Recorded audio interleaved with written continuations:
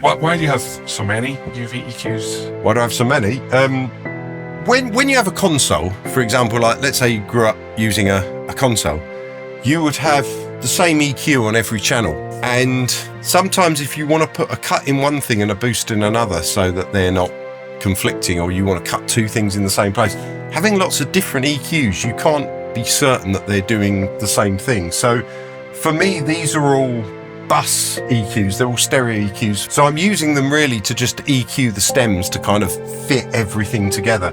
So I've got the one for the drums, and I've got the one for the master bus, and I've also got the one for the bass. But the other two, I can patch into anything I want. So I could have one over electric guitars, one over vocals, something like that. Also, I use them for reprinting because they've got the trim on the front of them, which allows you to kind of take down or add the level, you know, so it's like a makeup gain. You can use them before and after compressors. So for example, with the IGS 1 LAs, which are meant to be sort of LA 2A copies, or with my Blackline Audio 2As down there, a lot of the time I kind of keep them so they have the same gain reduction, and I just kind of use them as set and forget. And then if you put a UVEQ before and after the compressor, you can push more level in and then take the level down the other side so it doesn't clip when you're reprinting stuff.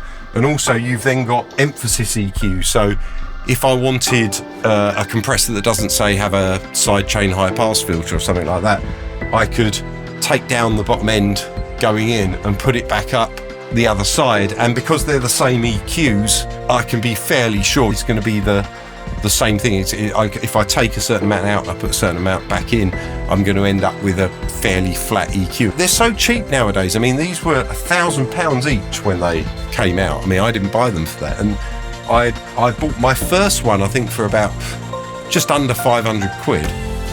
And then after that, I've been buying them up secondhand, and I think I got my last two for sort of like about 260, 270 quid. To be honest, I could have 8 of them and still find uses for them.